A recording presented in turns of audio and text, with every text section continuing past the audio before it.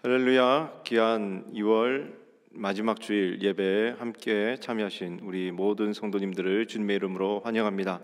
오늘도 마음과 정성을 다하여 하나님께 예배할 때 귀한 하나님께 영광이 되는 귀한 예배가 될 줄로 믿습니다. 이 시간 함께 찬양하심으로 하나님 앞에 예배하며 나가겠습니다.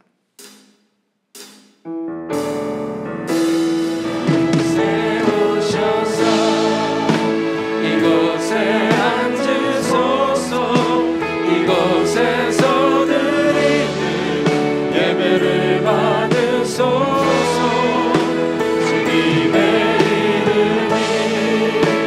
주님의 이름만이 오직 주의 이름만 이곳에 있습니다. 주님의 이름만이 오직 주의 이름만 이곳에 있습니다. 땅의 왕국들아 하나님께 노래하고 주께 찬송할지어다. 너희는 하나님께 능력을 돌릴지어다. 그의 위엄이 이스라엘 위에 있고 그의 능력이 구름 속에 있도다. 하나님이여 위엄을 성소에서 나타내시나이다. 이스라엘의 하나님은 그의 백성에게 힘과 능력을 주시나니 하나님을 찬송할지어다. 우리의 힘과 능력 되시고 구원 되신 우리 하나님 아버지의 이름을 찬양합니다. 오늘 우리 모든 성도님들이 각 처소에서 또 하나님 앞에 예배하며 나아갈 때에 하나님 그 예배를 받아 주시옵고 그 처소에서의 모든 예배가 하나님 앞에 올려드리는 귀한 산제사 되도록 인도하여 주시옵소서. 성령 하나님의 강한 임재 가운데 인도하심 가운데 하나님 예배 가운데로 나가게 하여 주시옵고 이 예배를 통하여 하나님께 영광 올려드리며 또한 이 예배가 우리의 삶의 예배로 이어지게 하여 주셔서 삶 속에서도 하나님께 영광 올리며 나아가는 우리 모두가 되도록 인도하여 주시옵소서. 모든 영광 존귀 하나님께 있음을 고백합니다. 감사드리며 예수님 이름으로 기도드리옵나이다. 아멘.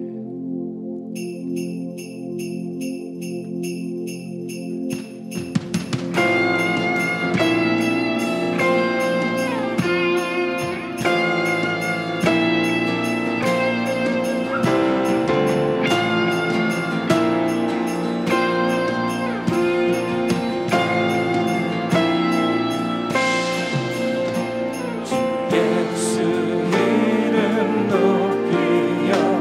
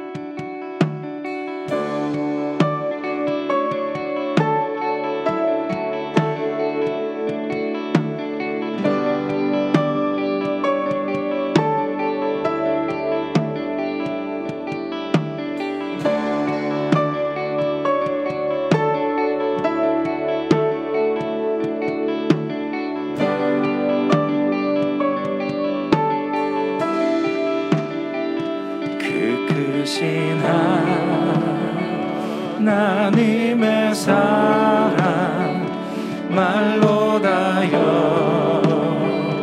영 못하네. 저 높고 높은 별을 넘어 이 낮고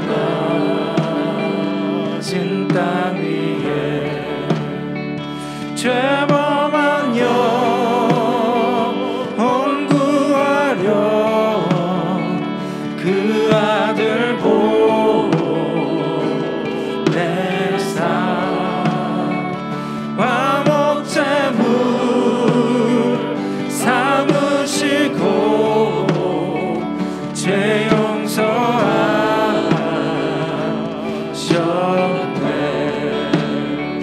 하나님 크신 사랑은 증량 다 못하네. 영원히 변치 않는 사랑 성도였잖아.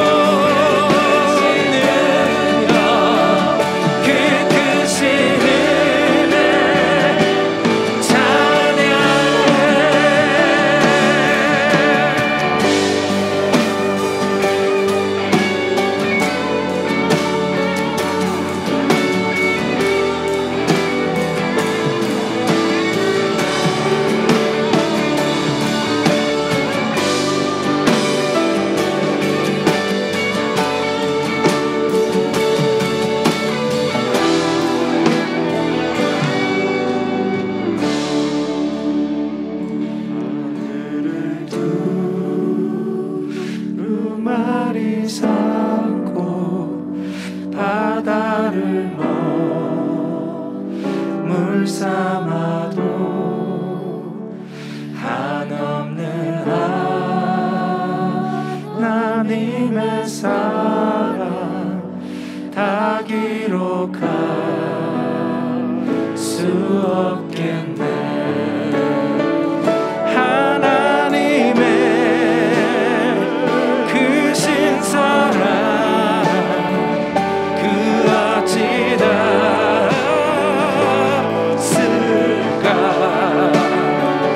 저 하늘로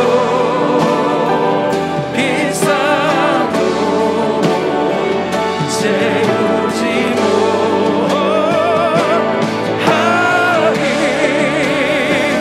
하나님 크신 사랑을 증명하고 다네. 영원히 변치 않는 사랑 성도여 찬양하세.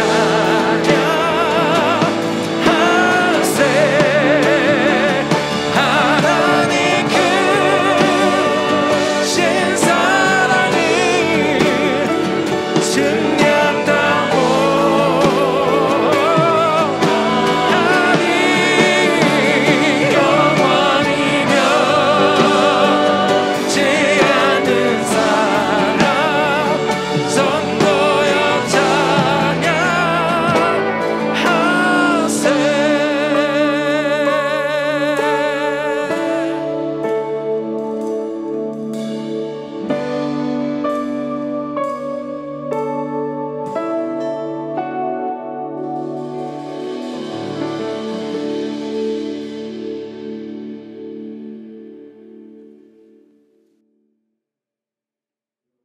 온 우주 만물을 창조하시고 우리를 죄악에서 건져내신 전지전능하신 하나님 아버지 감사드립니다. 죄 많고 부족한 저희들을 항상 사랑하시고 은혜 베풀어 주셔서 주님을 찬양하고 주님의 말씀에 귀 기울일 수 있게 인도하여 주심을 감사드립니다.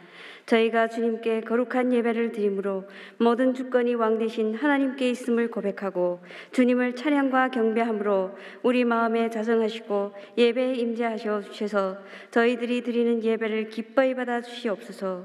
주님의 말씀이 생명이고 진리라는 것을 알면서도 그 말씀에 순종하지 못하고 내 생각대로 살아온 지난 한 주간을 회개합니다. 세상 근심 걱정으로 황량하고 메마른 저희 마음에 생수의 강이 흘러넘치게 하여 주셔서 더 이상 세상적인 것을 바라보지 않고 세상과 타협하지 않고 오로지 성령님이 이끄시는 대로 오직 주님이 내 삶의 주인 되시고 등불이 되셔서 예수 그리스도의 삶을 본받아 향기를 풍길 수 있는 크리스찬의 삶이 되게 인도하여 주시옵소서. 오늘 예배를 통해서 무너져가는 심령에 주님이 주시는 말씀이 다시 한번 저희들이 심금을 울려서 주님 나라 확장에 앞장서서 달려갈 수 있는 저희들이 되게 인도하여 주시옵소서. 주님의 말씀을 선포하는 박성은 담임 목사님을 위해 기도합니다. 영육간에 강건하게 하시고 성령 충만하여서 선포하시는 말씀마다 주님이 뜻하시는 모든 일들이 차고 넘치는 역사가 일어나도록 인도하여 주시옵소서. 많은 지체들이 제자훈련에 동참하여 하게 해주심에 감사드립니다. 주님의 자녀로서 예수님을 닮은 삶을 살고 마음과 지식으로 주님을 알고 어디서든지 주님의 복음을 전가하는 삶을 살 수 있게 인도하여 주시옵소서. 힘든 시기에도 어김없이 찾아오는 주님의 사랑을 힘입어 주님과 동행하는 한 주가 되게 인도하여 주시고 어느 주간도 저희들이 삶을 지켜주시고 주님이 주시는 성령의 양식으로 주님과 함께 이 세상과 싸워서 승리할 수 있는 보람찬 한 해가 한 주가 될 수 인도하여 주시옵소서. 감사드리며 이 모든 말씀을 살아계신 우리 주 예수 그리스도 이름 받들어 기도드리옵니다. 아멘.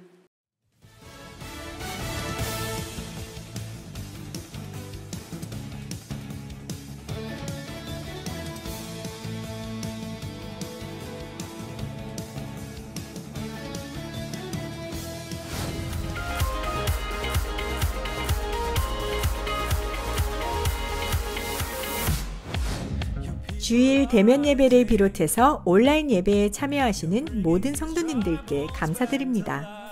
유튜브를 통해서 온라인 예배를 드릴 경우에는 BSBC 미디어로 검색하셔서 채널로 들어오시기 바랍니다. 또한 화면 아래에 있는 구독 신청까지 해주시면 편리하고 교회에도 많은 혜택이 주어집니다. 성도님들의 많은 구독 신청을 부탁드리며 오늘도 은혜가 넘치는 예배 시간이 되시기 바랍니다.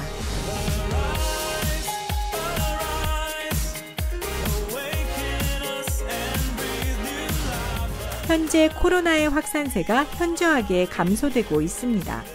양무리와 부서 모임들을 회복할 날이 얼마 남지 않았습니다. 계속해서 각 교구 및 부서 안에서 줌을 통한 모임들에 매진해 주시기 바랍니다. 또한 전화나 SNS를 통해서 주일 예배 참여를 격려해 주시고 소외된 영혼들이 없도록 보살펴 주시기 바랍니다.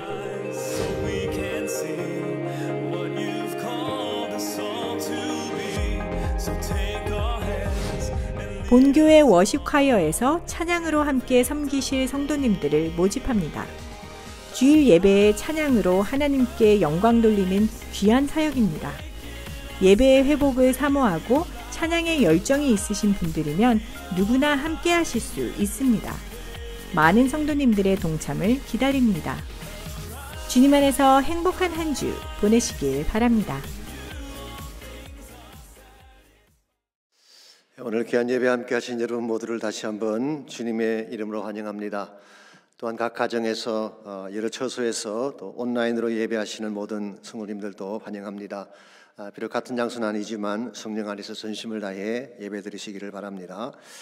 광고에서 보신 것처럼 주일 예배가 온라인으로 유튜브를 통해서 매주 진행이 되고 있습니다. 교회 홈페이지를 통해서도 볼 수가 있지만 유튜브에 BSBC 미디어를 구독해 주시면 손쉽게 주일 예배와 양무리 성경 공부와 다른 모든 영상들을 보실 수가 있습니다. 구독자가 많아지면 좀 더 다양한 콘텐츠를 올릴 수 있다고 하네요. 그럼 우리 여러분께서 특별한 어떤 부담이 없으시면 구독을 눌러주셔서 더 많은 분들이 참여할 수 있도록 하시기 바랍니다. 백신이 보급되면서 코로나가 많이 진정이 됐습니다. 그래서 우리 양무리 사역이나 교회 사역도 빨리 회복되기를 원하는데 여러분 기도해 주시고 잘 준비해 주시면 좋겠습니다. 또 월시콰이어도 그동안 힘든 상황에도 불구하고 정말 최선으로 섬겨 오셨습니다. 여러분의 도움이 많이 필요합니다. 가능하신 분들은 함께 하셔서 도와주시면 좋겠습니다. 그 외 나머지 광고들 잘 참조하셔서 도와주시기를 바랍니다. 이 시간은 우리 하나님 앞에 드릴 헌물을 위해서 함께 기도하겠습니다. 나의 힘이 되신 여호와여, 내가 주님을 사랑하옵나이다. 우리를 사랑하실 뿐만 아니라 우리의 힘이 되신 주님 감사합니다. 주님의 보호 가운데에 하나님의 은혜 가운데 한 주간의 삶도 잘 지날 수 있도록 도와주시고 이 아침 저 앞에 우리의 전심을 다 드려서 예배하게 하신 것을 감사합니다. 예배와 함께 소중한 예물 주께 올려드리오니 이 물질이 주의 영광에 쓰임 받도록 축복해 주시고 약속하신 대로 하나님의 채우심과 갚으심이 넘쳐나는 아름다운 역사들이 각 가정마다 일어나게 하여 주옵소서. 예수님의 이름으로 감사하며 기도하옵나이다. 아멘.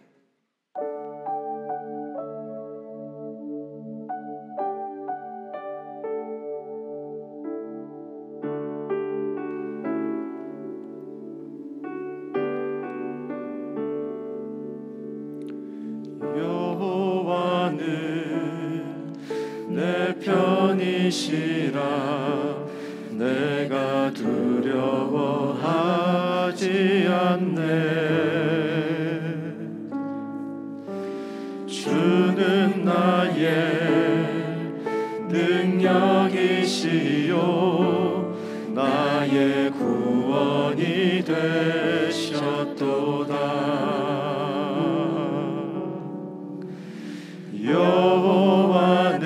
여호와는 내 편이시라 내가 두려워하지 않네. 주는 나의 능력이시요 나의 구원이 되셨도다. 주는 나의 하나님이시라 내가 주께 감사하리이다. 주는 나의 하나님이시라 하나님이시라 내가 주를 높이리이다.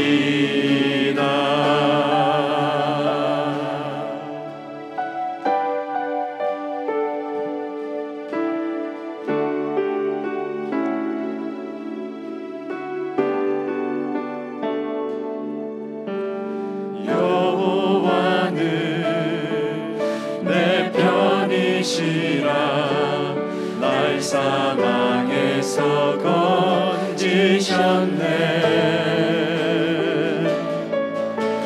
주는 나의 찬송이시요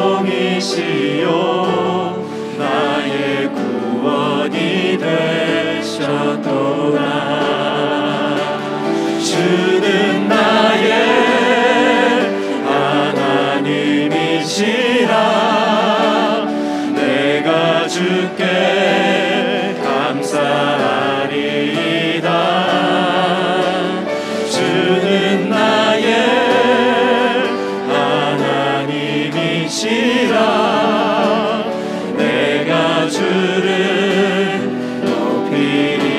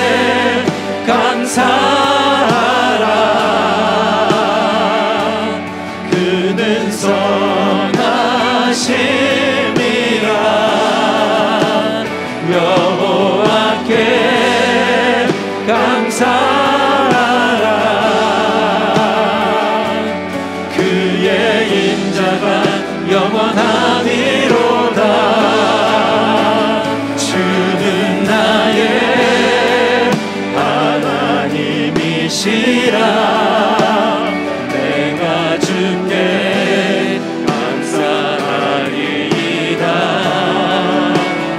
주는 나의 하나님이시라 내가 주를 높이리이다. 주는 나의 하나님이시라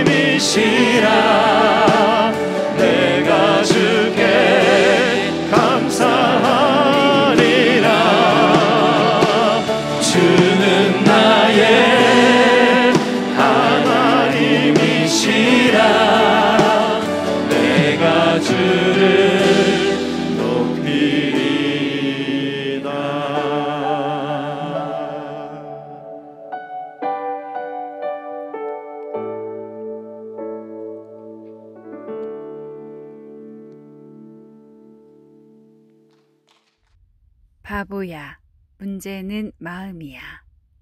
호세아 10장 1절로 8절까지 말씀입니다. 이스라엘은 열매 맺는 무성한 포도나무라. 그 열매가 많을수록 제단을 많게 하며 그 땅이 번영할수록 주상을 아름답게 하도다. 그들이 두 마음을 품었으니 이제 벌을 받을 것이라. 하나님이 그 제단을 쳐서 깨뜨리시며 그 주상을 허시리라. 그들이 이제 이르기를 우리가 여호와를 두려워하지 아니하므로 우리에게 왕이 없거니와 왕이 우리를 위하여 무엇을 하리요 하리로다. 그들이 헛된 말을 내며 거짓 맹세로 언약을 세우니 그 재판이 밭 이랑에 돋는 독초 같으리로다. 사마리아 주민이 베다웬의 송아지로 말미암아 두려워할 것이라.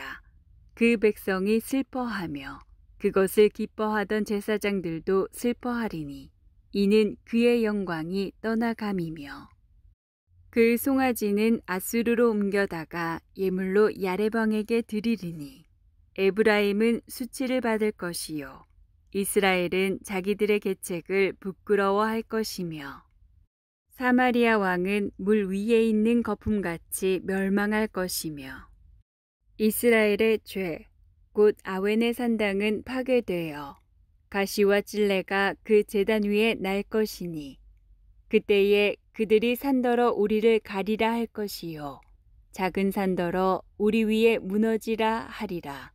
아멘. 1992년도에 빌 클린턴이 대통령에 후보를 했을 때 선거 참모장을 맡았던 사람이 제임스 칼빌이라고 하는 사람입니다.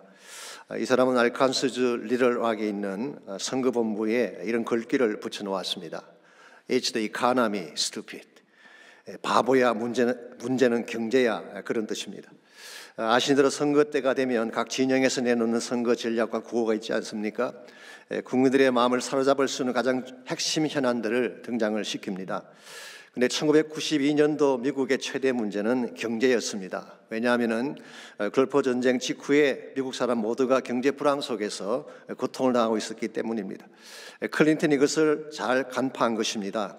반면에 당시 대통령이었던 조지 W.H. 부시는 계속 군사력에 대한 이야기를 하고 국제 정치나 걸프전의 승리에 대한 캠페인을 하고 있었습니다. 그때 클린턴은 바보야, 그게 문제가 아니야, 진짜 문제는 경제야라고 받아친 것입니다. 그 결과 그는 그의 11월 대선에 승리를 했고 심지어 그의 재임 기간 중간에 루인스키와의 스캔들이 터졌지만 재선에 성공을 해서 8년 동안 미국을 다스렸습니다. 미국 사람들에게 있어서 최대 이슈는 경제인 것 같습니다. 어쩌면 윤리나 도덕성보다도 경제적 능력을 갖춘 자들을 더 선호하는 것 같습니다. 그러나 과연 경제가 인생의 최대 문제일까요? 경제 문제만 풀리면 인생의 모든 것이 풀리게 될까요? 저는 그렇지 않다고 생각합니다. 만일 경제가 인생 문제의 해답이라면 돈 많은 부자들은 아무런 문제 없이 다 행복하게 살아야 할 것입니다. 근데 실제는 그렇지가 않습니다. 오히려 고민이 더 많고 불안과 불만족으로 불행을 느끼는 강도가 더 높다고 합니다. 왜 그럴까요? 인생에는 돈만으로 채울 수 없는 것이 있기 때문에 그렇습니다. 실제로 마르커스 페르손이라고 하는 스웨덴의 부자가 이런 고백을 한 적이 있습니다. 이 사람은 마인크래프트라고 하는 유명한 비디오 게임을 만든 사람입니다. 그는 이 게임을 2017년도에 마이크로소프트 회사에 판매를 했는데요. 그 값으로 25억 불을 받았어요. 하루아침에 빌리어니어가 된 것입니다. 그때 그의 나이가 37세였습니다. 그는 그 돈을 가지고 미국으로 건너와서 베벌리 힐즈에 7천만 불짜리 집을 샀습니다. 그리고 최고급 저택에서 가장 호화로운 생활을 시작한 것입니다. 돈 많고 젊고 최고급 저택을 가진 부자가 되었으니 누구보다 행복해야 되지 않겠습니까? 근데 실제는 그렇지가 않았습니다. 결혼을 했는데 1년 만에 이혼을 했습니다.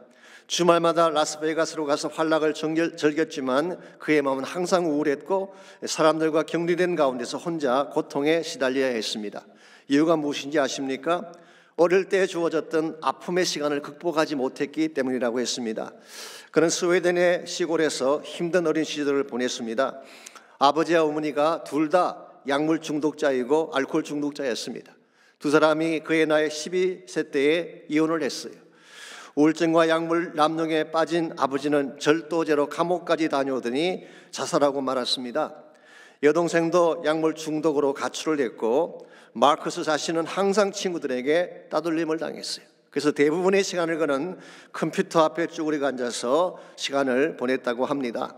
아이러니하게도 그렇게 해서 익힌 컴퓨터 기술이 그를 동반석에 오르게 하긴 했습니다마는 그것만으로 마음속에 깊이 새겨진 상처가 풀리지 않더라는 것입니다. 그래서 그는 그 많은 돈을 갖고도 스틸 외롭다, 아프다는 고백을 적고 있는 것입니다. 경제가 필요하긴 하지만 경제가 모든 것은 아닙니다. 경제적인 부분보다 더 중요한 것이 마음의 부요함입니다. 아무리 많은 것을 수여하고 많은 것을 누려도 마음이 편안하지 못하면 결코 행복할 수가 없는 것입니다. 그러므로 여러분과 제가 인식해야 될 중요한 것이 있습니다. 인생의 진짜 문제는 경제나 사회제도나 정치가 아니라 마음의 문제라는 사실을 인식해야 됩니다. 정말 인생의 답을 얻기 원하는 자가 있다면 그들에게 말해줘야 됩니다. 바보야, 문제는 마음이야. It's the heart, stupid. 이것저것 기웃거리지 말고 내 마음을 살펴봐. 너의 마음속에 무엇이 있냐? 그것을 먼저 정리하고 처리하지 아니하면 인생의 어느 것도 풀릴 수 없다는 사실을 말해줘야 됩니다. 우리 마음이 무엇을 장하느냐에 따라서 우리 삶의 열매는 달라지는 것입니다. 그래서 예수님께서도 마태복음 15장 18절에서 20절을 보시면은 다음과 같은 말씀을 하신 적이 있습니다. 바리새인과 서기관들이 예수님의 제자들이 떡 먹을 때 손 씻지 않는다고 시비를 걸어왔을 때에 주님께서 그들에게 선포하신 말씀이죠. 입에서 나오는 것들은 마음에서 나오나니 이것이야말로 사람을 더럽게 하느니라. 마음에서 나오는 것은 악한 생각, 살인, 간음, 엄난, 도둑질, 거짓 증언과 비방이니 이와 같은 것들이 사람을 더럽게 하는 것이지 씻지 않는 손으로 먹는 것이 더럽게 하는 것이 아니라고 말씀하셨어요. 형식이나 외모가 중요한 게 아니라 마음 중심에 무엇을 품고 있느냐, 이게 더 중요하다는 지적이었습니다. 아무리 겉을 거룩하게 잘 꾸며도 마음속에 죄가 있고 탐욕이 가득 차 있다면 그 인생은 행복할 수가 없는 것입니다. 이런 의미에서 정말 우리 인생에서 중요한 것은 마음이에요. 오늘 여러분의 마음은 어떤지 모르겠어요. 평안하신가요? 건강하신가요? 아니면 혹시 마음에 삐뚤음이 있다든가 상처나 아픔이 있는지요? 우리 마음 중심이 무엇을 품고 살면 가장 인생이 아름답게 되고 안정되게 변화될 수가 있을까요? 오늘 주신 본문에 보시게 되면 마음의 보좌에 잘못된 제단을 세웠기 때문에 책망받은 이스라엘 백성의 모습이 기록되어 있습니다. 먼저 5절을 잠깐 보시면은 벳아웬의 송아지라는 표현이 나옵니다. 제가 몇 주 전 설교에서 벳아웬과 복임에 대한 말씀을 잠깐 언급한 적이 있습니다만은 이 벳아웬이라는 지역은 사실은 정확히 말하면은 베델 동쪽에 있는 땅을 말합니다. 그랬는데 왕정 시대 이후에는 베델과 같은 지역으로 간주가 됐어요. 왜냐하면 넓은 의미에서 보면 같은 지역으로 볼 수 있었기 때문에 그런 것입니다. 저는 이곳 LA 오기 전에 텍사스에서 약 8년 반을 보냈습니다. 제가 공부하던 신학교가 포트워스라는 도시에 있었는데요. 사실은 달라스에서 한 30마일 떨어진 곳입니다. 그럼에도 불구하고 통상 저는 달라스에서 살다 왔다 그렇게 이야기를 하죠. 왜냐하니까 넓은 의미에서 같은 지역이니까. 여기도 마찬가지죠. 남거주에 살면 다 LA 산다고 말하고 있지 않습니까? 오늘 본문에 소개된 벳아웬과 베델도 그런 차원에서 이해하는 것이 좋습니다. maybe 어떤 성경학자는 이렇게 설명하기도 합니다. 선지자들이 약간의 의도를 가지고 베델과 벳아웬을 다르게 표기했다고 설명하는 분도 계세요. 존 켈빈 같은 분은 그렇게 말했습니다. 이스라엘이 베델에 금송아지 우상을 세우게 되면서 이름도 다르게 불리기 시작했다는 설명을 본 적이 있습니다. 베델과 벳아웬은 분명히 그 이름의 뜻이 다르죠. 베델 이름은 뭐라고 했습니까? 말씀드린 것처럼 하나님의 집이라고 하는 뜻입니다. 야곱의 아버지 집을 떠나 하란으로 가던 중에 들판에서 잠을 자다가 하나님을 만난 곳이 이곳이었죠. 하늘이 열린 곳이고 영광된 임재가 있던 곳이며 야곱이 예배처로 삼고 하나님의 이름을 불렀던 곳. 그래서 그곳 이름을 벳엘, the house of God이라고 부르게 된 것입니다. 그렇다면 벳아웬은 무슨 뜻일까요? 벳이라고 하는 것은 똑같이 하우스, 집이란 뜻입니다. 그런데 아벤 혹은 아웬이라는 이 말은 evil, 악이라고 하는 뜻입니다. 그러므로 직역하면 벳아웬은 악의 집이 되는 것입니다. 8절에서는 아예 벳이라고 하는 단어를 빼고 아웬이라고 지칭을 했습니다만 결국 사마리아인들이 세웠던 우상 때문에 악한 지역이 된 것을 표기한 것입니다. 하나님을 세우지 않고 우상을 세우게 되면 하나님의 임재가 계시면 베델이 되는데 하나님 대신 금송아지 우상을 세우고 세상적인 이방신을 세우게 되면 그 장소가 악의 장소가 되는 것입니다. 여러분, 동일한 장소라고 할지라도 무엇을 세우냐에 따라서 하나님의 집이 되기도 하고 악의 집이 되기도 한다는 사실 굉장히 중요하지 않습니까? 우리 마음도 저는 마찬가지라고 생각합니다. 우리 마음의 보좌 위에 무엇을 세우냐에 따라서 마음의 주인이 결정되는 것입니다. 하나님을 내 보좌 중심에 세우게 되면 하나님의 집이 될 것입니다. 그러나 반대로 탐욕과 죄악의 재단을 세우게 되면 악이 다스리는 악한 집이 되는 것입니다. 이런 측면에서 내 마음 집의 주인이 누구냐를 점검하는 것은 굉장히 중요한 것입니다. 여러분, 마음 집의 주인은 누구인가요? 베델인가요? 벳아웬인가요? 하나님인가요? 우상인가요? 성령께서 다스리시는 마음인지 아니면 육신적 소욕이 다스리시는 마음인지 여러분 마음의 주인을 바로 결정해야지 맺게 될 열매가 달라지게 되는 것입니다. 오늘 본문 5절에서 8절까지를 보시면 이스라엘 백성이 그들 마음의 주인을 그들 중심의 주인을 우상으로 삼았기 때문에 주어지게 될 결과가 5절에서 8절에 나열이 되어 있습니다. 먼저 5절 말씀 보시게 되면요, 사마리아 주인이 베다웬의 송아지로 말미암아 두려워할 것이요 그랬어요. 첫째는 두려움입니다. 여러분, 금송아지는 결코 우리에게 평안을 가져오지 않습니다. 두려움과 근심을 가져오는 것입니다. 두 번째는 슬퍼한다고 했어요. 슬픔을 주는 것입니다. 금송아지 우상은 우리에게 행복을 주는 것이 아니라 상실과 빼앗김으로 아픔을 안겨주는 것입니다. 세 번째는 그 영광이 떠나갈 것이라고 했어요. 금송아지 영광은 결단코 영원하지가 않습니다. 떠나가는 영광이에요. 6절 말씀해 보시게 되면 수치를 겪게 된다고 했습니다. 그들이 자랑했던 금송아지는 아수르 왕에게 조공으로 들여지게 되고 에브라임 사람들은 수치를 당할 것이라고 했어요. 7절 말씀 보시면은 사마리아 왕조가 패망을 하는데 물거품처럼 패망하게 될 것이다. 허무하게 사라질 것을 말했어요. 그리고 마지막 8절에 보시게 되면 아웬의 산당, 즉 아웬의 제단을 세웠던 마음을 말하는데요, 그 제단 위에는 가시와 찔레가 날 것이라고 말씀하고 있습니다. 이것이 내 마음의 중심에 하나님이 아닌 우상을 세웠을 때 일어날 수 있는 현상이라는 것입니다.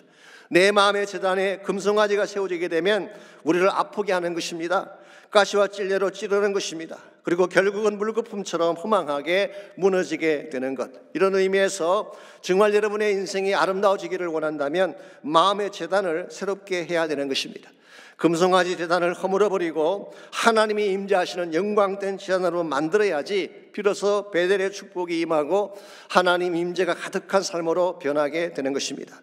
그렇다면 우리가 어떻게 하면 벳아웬의 삶을 청산하고 내 마음 중심에 하나님의 제단을 세울 수가 있을까요? 어쩌면 우리들 가운데 상당 숫자는 이미 상처와 죄악으로 깨어진 마음의 제단을 갖고 있는 분도 계실지 모르겠어요. 우리 언제부턴가 하나님을 떠나고 하나님을 무시하고 하나님을 배반하는 가운데에 우리 마음의 제단이 허물어지는 것을 경험한 적이 있었을 것입니다. 혹시 그런 분이 계신다면 빠른 시간 안에 깨어진 제단을 다시 수축을 하고 하나님이 임재할 수 있는 아름다운 장소로 바꾸어야 돼요. 우리 마음의 중심이 하나님을 모시고 하나님의 제단을 세우려면 과연 무엇이 필요할까요? 오늘 같이 읽은 본문을 보시게 되면 이스라엘 백성이 하나님을 제거하고 우상을 세우기 위해서 그들이 저버렸던 세 가지 잘못이 오늘 본문에 나열이 되어 있습니다. 이것을 돌이키게 되면 우리 마음의 주인을 바꿀 수가 있는 것입니다. 그래서 먼저 간단하게 그들이 저버린 것을 정리해드리면 첫째가 은혜예요, grace. 두 번째가 초점, focus. 그리고 세 번째가 언약, covenant. 이 세 가지를 그들이 저버렸어요. 그러므로 저버린 이 세 가지를 다시 회복하면 우리 마음 중심에 다시 하나님을 모실 수 있게 되는 것입니다. 우리 마음의 제단을 세우려면 첫 번째로 은혜를 향하여 마음의 방향을 고쳐야 하는 것입니다. 은혜를 저버렸던 우리가 다시 은혜를 향하여 마음을 돌릴 때 우리 마음 중심에 하나님이 임재한다는 뜻입니다. 1절을 보시기 바랍니다. 이스라엘 백성이 하나님의 은혜 앞에 어떤 모습을 보였는지 1절은 이렇게 기록합니다. 이스라엘은 열매 맺는 무성한 포도나무라. 그 열매가 많을수록 제단을 많게 하며 그 땅이 번영할수록 주상을 아름답게 하도다 그랬어요. 이스라엘은 마치 무성한 포도나무처럼 많은 축복을 받았다고 말씀하고 있습니다. 이것이 누구 때문일까요? 전적으로 하나님 때문이었어요. 애굽에서 나온 이스라엘 백성을 가나안 땅에 들어가게 하신 것 하나님의 은혜였습니다. 그 땅을 정복하게 하고 정착하게 한 것 하나님의 은혜였어요. 그리고 그 척박한 땅에 풍성한 소상을 안겨준 것 하나님의 은혜였습니다. 이와 같이 하나님의 은혜 때문에 부유한 삶을 누리게 됐으면 어떻게 하는 것이 정상일까요?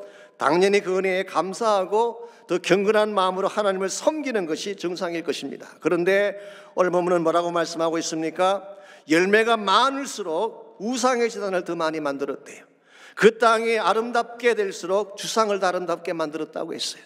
여기서 주상이라고 하는 것은 사극에 나오는 상감마마를 말하는 게 아닙니다.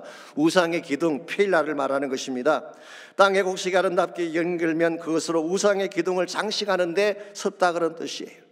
이것은 하나님의 은혜를 역행하는 삶이라고 할 수가 있습니다. 은혜를 은혜로 갚지 않는 정도가 아니라 은혜를 받을수록 더 원망하고 잘 될수록 빗나가는 영성. 저는 이것을 엇박자 영생이라고 부르고 싶어요. 혹은 청개구리 신앙이라고 불러도 될지 모르겠어요. 모든 것을 거꾸로 행하는 것입니다. 자, 이와 같이 왜 하나님의 은혜를 베푸셨는데 오히려 감사하기는커녕 하나님을 대적하고 우상을 섬기게 됐을까요? 근본적으로 마음이 삐뚤어져 있기 때문에 그렇게 된 것입니다. 여러분, 마음이 삐뚤어져 있으면요, 무엇을 안겨줘도 다 삐딱하게 반응하게 돼 있어요.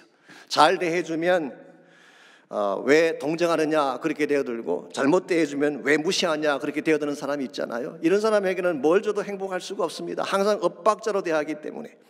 성경에 보시면요, 요나라고 하는 사람이 나오죠. 저는 요나의 삶이 대표적인 엇박자 인생이 아닌가 그렇게 생각을 합니다. 하나님이 니느웨로 가라고 말씀하셨더니 다시스로 갔어요. 하나님의 뜻에 대해서 엇박자를 놓은 것입니다. 우여곡절 끝에 니느웨로 간 요나가 사흘 만에 온 백성이 회개하는 대부흥운동을 일으켰습니다. 그래서 어떻게 해야 되나요? 기뻐해야죠. 그런데 성경은 말하기를 매우 싫어하며 화를 냈다고 했어요. 하나님 마음과 정반대로 엇박자를 보인 것입니다. 하나님이 나중에 그가 뜨거운 태양볕에 힘들어할까 봐 박능쿨로 그를 덮어주었어요. 그랬더니 요나가 기뻐했습니다. 근데 그 다음날 그 박능쿨을 벌레가 갉아 먹게 되자 햇볕이 직접 들어오게 되니까 이 요나가 하나님께 화를 냅니다. 그때 하나님이 말씀하시기를 너가 성내는 것이 어찌 옳으냐 그렇게 점잖게 말씀하셨더니 요나가 이렇게 답을 했어요. 내가 성내어 죽기까지 할지라도 옳습니다. 팍팍 되어들었어요. 이 말의 원어적 의미가 무엇인지 아십니까? 성내어 죽기까지 burn with anger. 그렉 로리 목사님이 그것을 Jonah was fuming, 머리에 그냥 연기가 난다, 리시로 표현하면 뚜껑 열렸다 그런 뜻이에요. 니느웨에 있는 12만 명의 생명에 대해서는 무심한 이 요나가 자신의 머리를 시원케 하는 박능쿨 하나에 대해서는 머리에 뚜껑이 열릴 정도로 화를 내는 것, 이게 바로 엇박자 신앙인 것입니다. 이와 같은 사람에게는요, 하나님이 뭘 안겨주어도 행복자가 될 수가 없습니다. 또 다른 불평, 또 다른 원망에 그의 마음을 채울 것이기 때문에. 그러므로 정말 내 마음이 새로워지기를 원한다면 마음의 방향을 은혜를 향해 돌려야 돼요. 세상을 향해 돌리는 것이 아니라, 원망이나 불평이나 주어진 여건을 향해 돌리는 것이 아니라 하나님을 향해 내 마음을 돌릴 때에, 은혜를 향해 내 마음을 돌릴 때에 감사가 일어나게 되고 또 하나님의 은혜 가운데서 세일을 경험하게 되는 것입니다. 이런 측면에서 여러분과 저의 마음의 방향성이 참 중요해요. 은혜를 향하고 있는지 아니면 세상이나 나의 욕망을 향하고 있는지. 지금은 은퇴를 하셨습니다만 오래전에 한국 대전 침례신학대학교에서 티칭하시는 권혁봉 교수라는 분이 계셨어요. 번역을 많이 하신 분이죠. 저도 대학 시절에 이분이 번역한 책들을 읽고 많은 감동을 받은 적이 있습니다만은, 이 교수님이 한 번은 지하철 입구에서 구두를 닦고 있는 한 청년을 보게 됐습니다. 이 젊은 청년이 먼지 가운데서 구두 닦는 모습이 안 돼 보여서 도와주고 싶었어요. 그래서 평소에는 구두를 닦는 분이 아닌데 그날은 그 청년을 돕기 위해서 구두를 닦아달라고 발을 내민 것입니다. 그랬더니 청년이 구두를 한참 잘 닦다가 구두를 다 닦아갈 쯤이 되었을 때에 이렇게 말을 합니다. 교수님, 구두 밑창을 갈아야 되겠네요. 괜찮다고 그랬더니 아니래, 갈아야 된대요. 우기는 것입니다. 사실은 구두 닦는 거야 닦아줘봐야 숲이 크지 않죠. 밑창을 갈아야지 큰 돈을 버는 것입니다. 그래서 교수님이 싫다고 하는데도 계속 갈아야 된다는 거예요. 끝까지 싫다고 했더니 청년이 하는 말이, 예의 쫀쫀하기는 이런 밑창하고 다니면 쪼다 됩니다. 그렇게 이야기를 했어요. 절제 구두 닦아주고 쪼다가 된 것입니다. 굉장히 마음이 화가 났지만 그때 권 교수님이 깨달은 중요한 사실이 하나 있다고 고백하셨어요. 은혜라고 하는 것은 감사함으로 받는 자들에게만 가치가 있는 것이구나. 아무리 많은 은혜를 베풀어도 그 은혜에 대해 마음의 문을 닫으면 불평하며 원망하게 되는구나. 여러분과 저에게는 이와 같은 모습이 없을까요? 우리는 받은 은혜에 감사합니까? 아니면 더 받지 못한 축복에 대해서 불평을 합니까? 우리 인간관계도 마찬가지입니다. 누군가 나에게 잘해준 것이 있으면요, 잘해준 것에 대해서 감사를 해야 되는데 더 잘해주지 않았다고 불평하고 되어들 때가 있죠. 예를 들어서 말이죠, 어제까지 친하게 지낸 사람이 오늘 우리 곁을 떠나가면 섭섭하죠. 근데 그것 때문에 원망하기보다는 어제까지 잘해준 사실을 감사해야지 바른 인생이 되는 것입니다.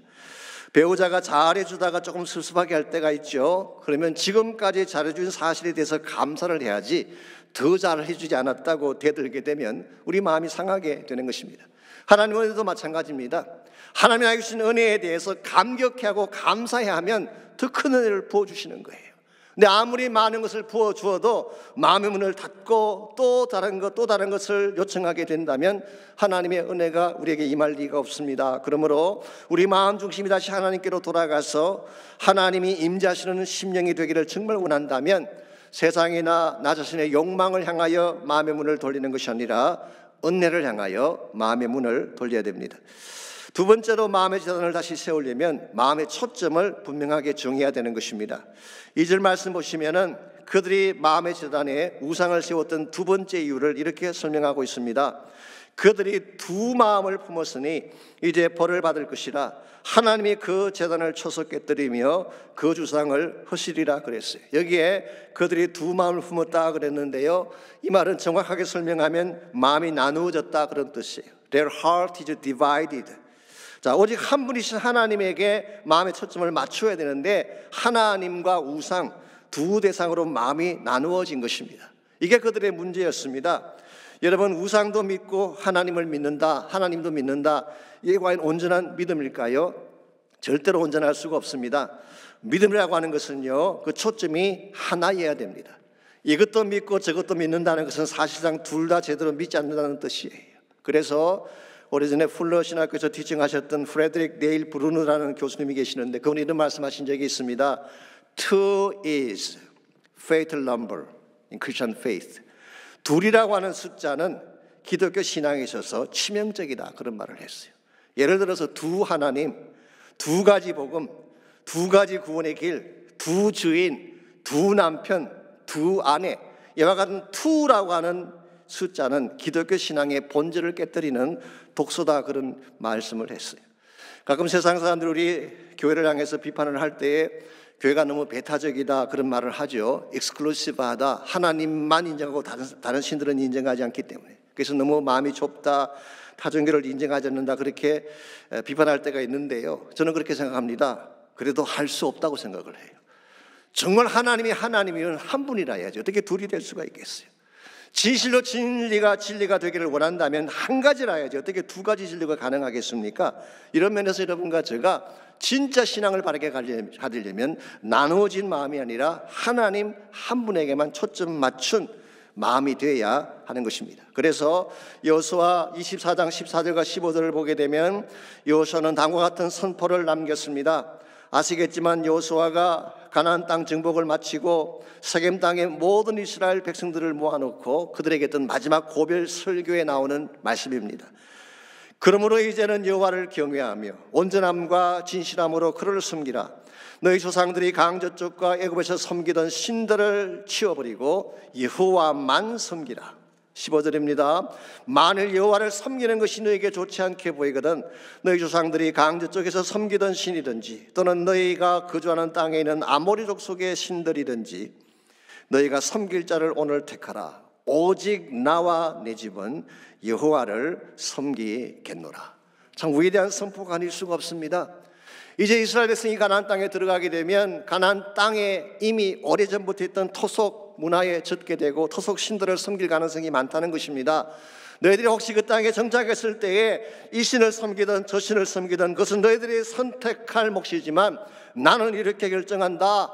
오직 나와 내 집은 여호와 한 분만 섬기겠노라. 이게 진정한 신앙인 것입니다.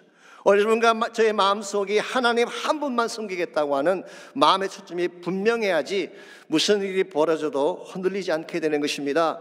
하나님 여러분 인생을 붙잡아 줄 수 있는 중심축이 되는 거예요.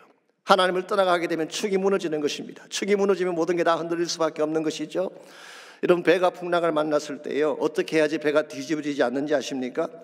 우왕좌왕함이 한쪽으로 몰리면 배가 뒤집어져요. 무게 중심부로 모여야 되는 것입니다. 그래서 무게 중심부로 모이게 되면 풍랑이 와도 배가 뒤집어지지 않고 안정을 찾는 것입니다. 저는 교회 생활도 마찬가지가 아닌가 생각합니다. 교회에 문제가 일어났을 때 사람 따라다니고 소문 따라다니면 교회가 넘어져요. 그런 때가 혹시 온다면 기도하며 하나님께 딱 붙어 있어야 돼요. 그때 하나님이 풍랑을 잔잔케 하시는 것입니다. 개인의 삶도 마찬가지입니다. 힘든 때일수록 혼미하고 앞이 보이지 않은 때일수록 하나님께 붙어 있어야 되는 것입니다.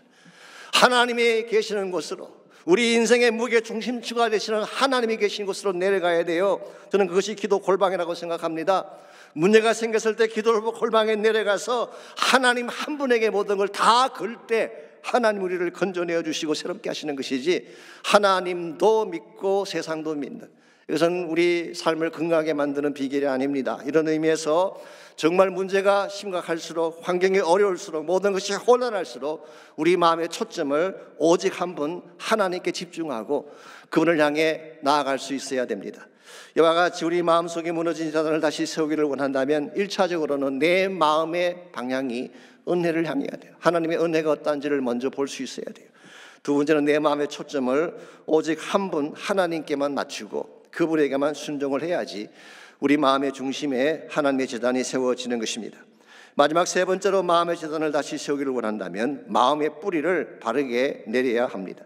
우리가 지속적으로 하나님 중심의 삶을 살아가려면요, 마음의 뿌리를 바른 곳에 내려야 하는 것입니다. 그런데 만일의 경우에 마음의 뿌리가 잘못된 곳에 내려지게 되면 결국 악한 열매를 맺을 수밖에 없는 것입니다. 4절을 보시면 이스라엘 백성은 어디에 그들 삶의 뿌리를 내렸는지 4절은 이렇게 기록하고 있습니다.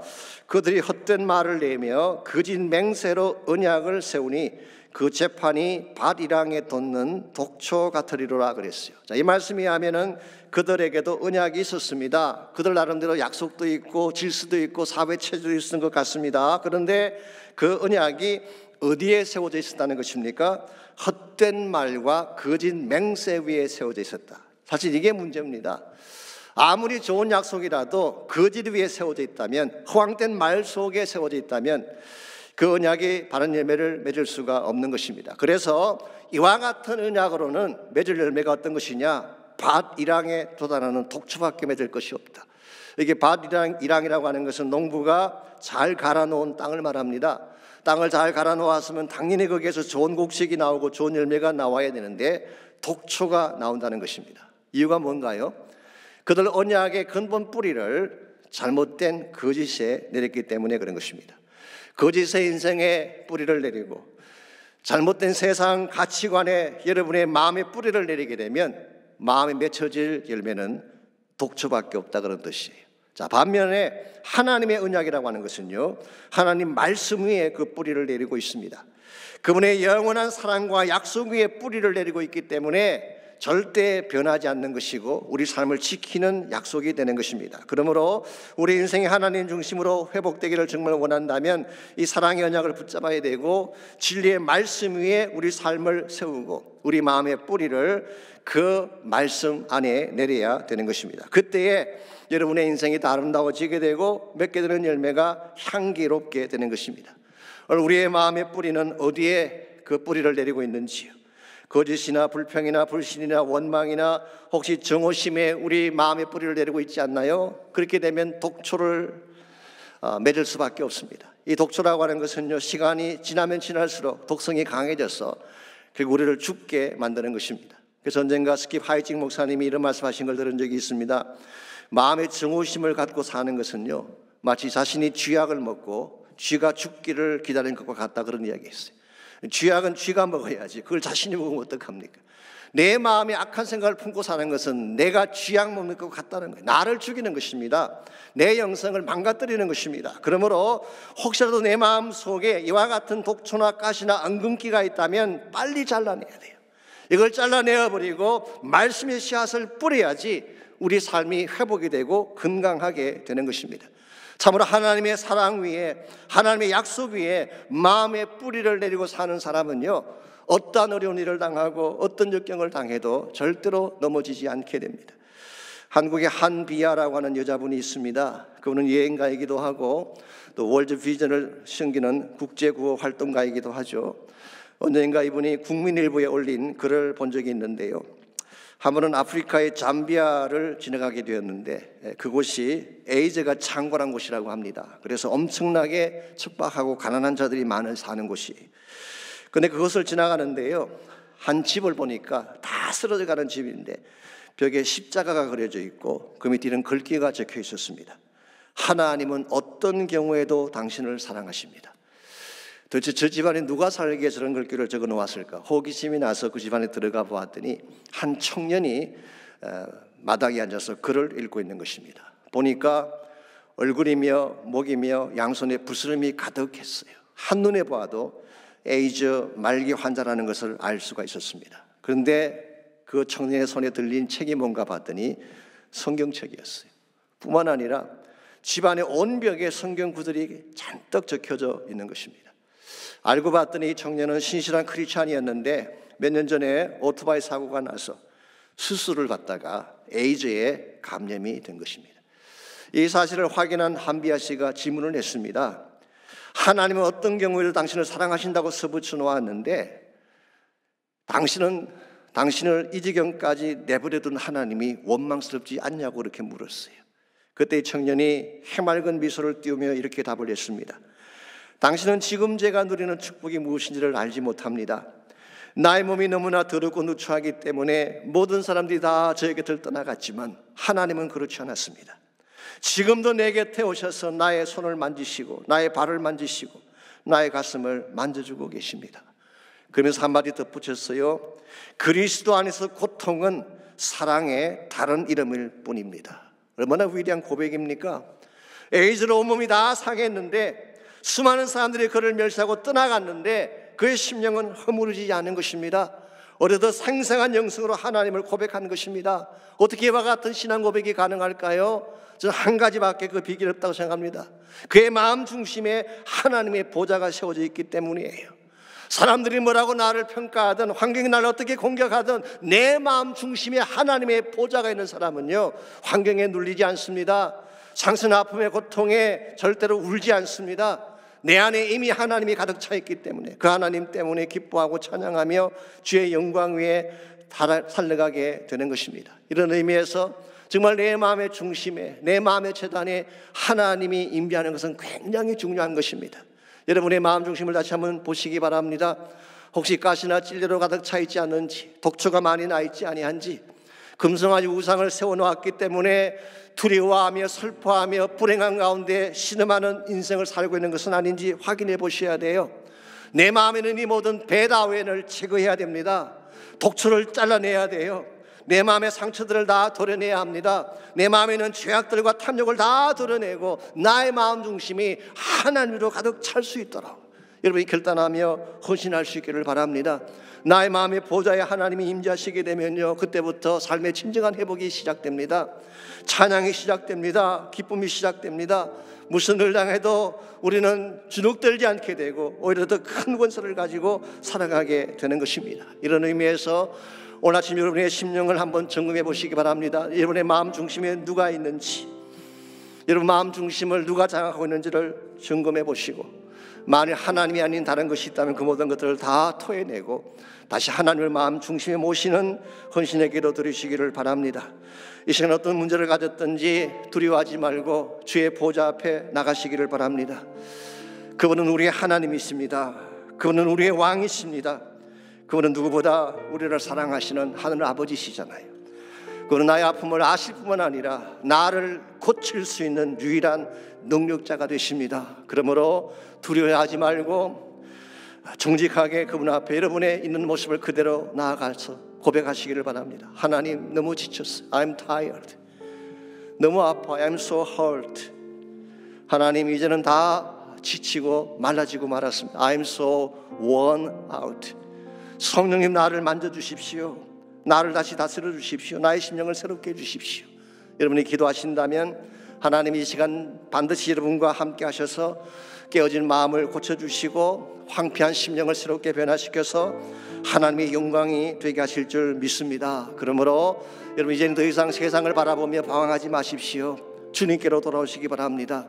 오직 한 분, 나의 왕 되신 하나님만 바라보며 그분에게 여러분의 전심을 다한 찬양 올려드리시기를 바랍니다. 이런 의미에서 우리가 참 부르고 싶은 소중한 찬양이 하나 있습니다. 이 시간 함께 부르고 싶은 찬양이 다윗의 노래인데요, 그것도 다윗이 남긴 마지막 찬양입니다. 시편 145편이에요. 여러분 잘 아시겠지만 다윗의 생애를 얼핏 보게 되면 참 화려하게 보이죠. 그러나 사실은 아픔과 고통의 자국들이 많이 있었어요. 다윗은 버림받아 본 적이 있습니다. 배신을 당한 적도 있었어요. 아둘람 굴속에서 보냈던 원통의 시간도 있었습니다. 그가 범죄했을 때에 침상이 떠나가도록 통곡하며 울었어요. 뼈가 마르도록 아픔을 겪었습니다. 자기 아들 압살롬 때문에 쫓겨날 때에 그가 기드론 시내를 건너갈 때 맨발로 울며 건너갔다고 하지 않았습니까? 눈물이 있는 인생이었어요. 고통이 있는 인생이었어요. 상처가 있는 인생이었습니다. 그럼에도 불구하고 그는 단 한 번도 하나님을 원망한 적이 없어요. 오히려 그는 자신의 생의 마지막 찬양을 이렇게 고백을 하고 있습니다. 왕이신 나의 하나님, 내가 주를 높이고 영원히 주의 이름을 송축하리이다. My God, my King, I'll praise your name forever and ever. 이 찬양을 함께 드리기를 원합니다. 여러분 마음속에 진짜 하나님의 임재를 품고 전심을 다해 왕 되신 그분 앞에 우리 함께 찬양하면 좋겠습니다. 왕이신 나의 하나님,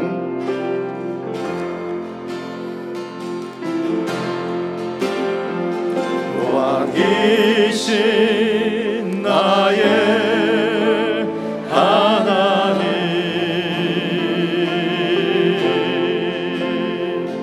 내가 주를 높이고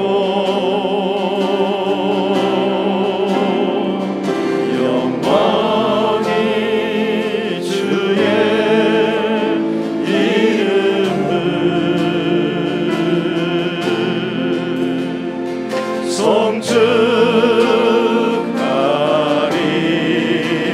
송축하리. 다시 한번 고백합니다. 왕이신 나의 하나님, 왕이신